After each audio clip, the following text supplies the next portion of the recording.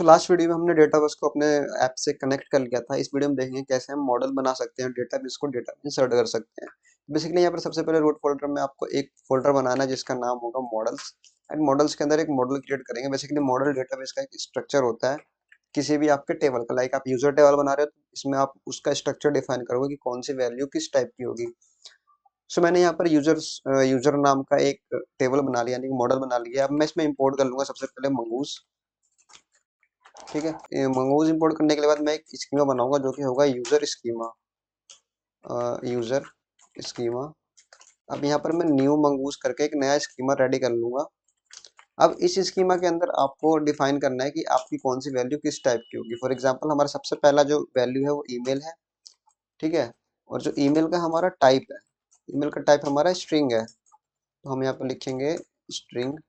And जो हमारा email है वो रिक्वायर्ड होगा, तो मैं यहाँ पे लिख दूंगा required true.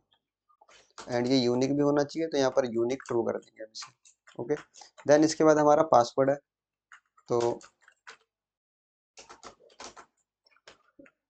Password. And password भी हमारे पास स्ट्रिंग में होने वाला है, तो इसका टाइप हम डिफाइन करेंगे। इसका टाइप जो होगा वो स्ट्रिंग होगा। एंड ये भी रिक्वायर्ड होगा क्योंकि पासवर्ड हमें चाहिए चाहिए। यूजर स्कीमा बनाने के बाद, ये भी इंपोर्ट हो गई गलती से, मैं इसे बता देता। यूजर स्कीमा बनाने के बाद आपको क्या करना है, इसको एक्सपोर्ट करना है, तो एक्सपोर्ट डिफॉल्ट। अब यहाँ पर क्या है कि हो सकता है कि यूजर का जो स्ट्रक्चर है या टेबल है ऑलरेडी बना हो, तो इसके लिए हम दो चीजों को यहाँ पर लिखते हैं और बीच में और कंडीशन लगाते हैं। अगर मंगोज के मॉडल के अंदर, यानी कि डेटाबेस में अगर ये मॉडल या टेबल एग्जिस्ट करता है तो सीधा हमें उसे एक्सपोर्ट करना है। अगर नहीं करता तो उस टेबल को क्रिएट करना है। ठीक है, इसका मतलब यही है। यहाँ पर सबसे पहले हम लिखेंगे mongoose dot models dot user models. अगर मंगूज के मॉडल्स यानी कि डेटाबेस में अगर हमारा ये टेबल एग्जिस्ट करता है तो सिंपल हम उसे क्या करेंगे, वो रिटर्न कर देंगे। अदरवाइज हम एक नया टेबल क्रिएट करेंगे। डॉट मॉडल, मॉडल के अंदर एक यूजर नाम का टेबल क्रिएट करना है। एंड स्कीमा कौन सा होगा जो हम पास कर रहे हैं, यूजर स्कीमा जो कि हमने बनाया है, उसका डेटाबेस का स्ट्रक्चर क्या होगा, ये होगा। सिंपल आपको इतना करना है। इतना करने के बाद आपको जाना है अपने ऐप में एंड एपीआई में एंड राउट में। ठीक है, तो यहाँ पर हम इंपोर्ट करेंगे अपने मॉडल को। Import user from models users. ठीक है, अभी हमने यहाँ पर डेटाबेस कनेक्ट कर लिया। मैं कंसोल हटा देता हूँ। हमने कुछ वैलिडेशंस फ्रंट एंड पे भी चेक किया था, बट हमें बैक एंड पे भी चेक करना बहुत ज़्यादा जरूरी है। तो सबसे पहला तो हम ये देखेंगे कि कोई कोई भी फील्ड ब्लैंक नहीं होनी चाहिए। यहाँ पर सिंपल जैसे हमने बैक एंड में चेक किया था, if not email and not password, not confirm password. ठीक है, अगर ये तीनों ब्लैंक है तो सीधा हम रिटर्न कर देंगे ऑल फील्ड रिक्वायर्ड स्टेटस 400 के साथ। ठीक है, और चेक करेंगे अगर पासवर्ड कंफर्म पासवर्ड से मैच नहीं करता तब भी हम रिटर्न कर देंगे 400 के साथ।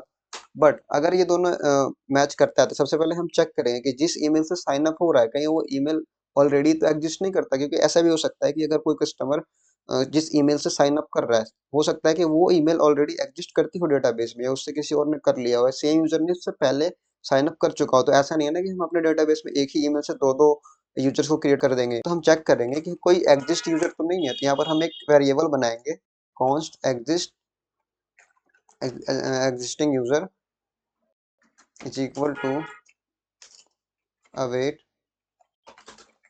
अवेट यूजर डॉट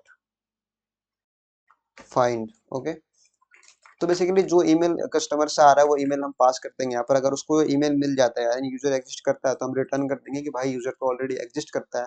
अगर यूजर ऑलरेडी एग्जिस्ट नहीं करता तो बेसिकली हमें क्या करना है, यूजर को क्रिएट करना है। तो क्रिएट करने का सिंपल सा कोड होता है कॉन्स्ट यूजर। ठीक है, यूजर में बेसिकली हम वैल्यू स्टोर कर रहे हैं।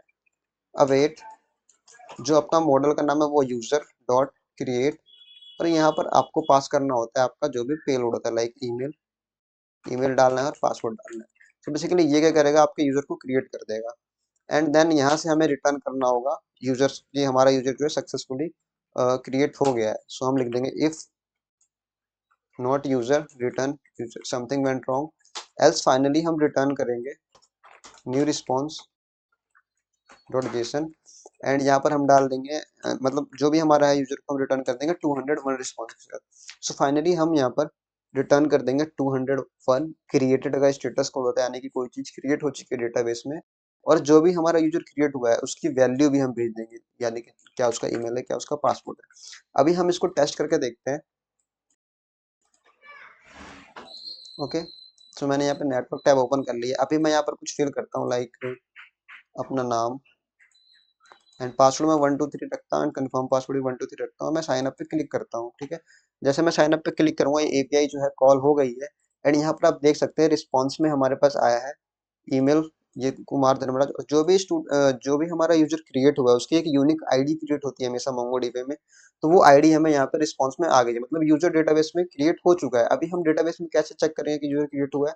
सिंपल, हम अपने डेटाबेस को ओपन करेंगे एंड अपने क्लस्टर पे क्लिक करेंगे, एंड यहाँ पर मैं ब्राउज कलेक्शन पे क्लिक करूंगा। यहाँ क्लिक करने के बाद आप देख सकते हैं यूजर नाम का एक नया टेबल है जो कि अभी हमारा क्रिएट हुआ है, और इसके अंदर अभी जो हमने एक डेटा क्रिएट किया है वो डेटा आप देख सकते हैं इसके अंदर ये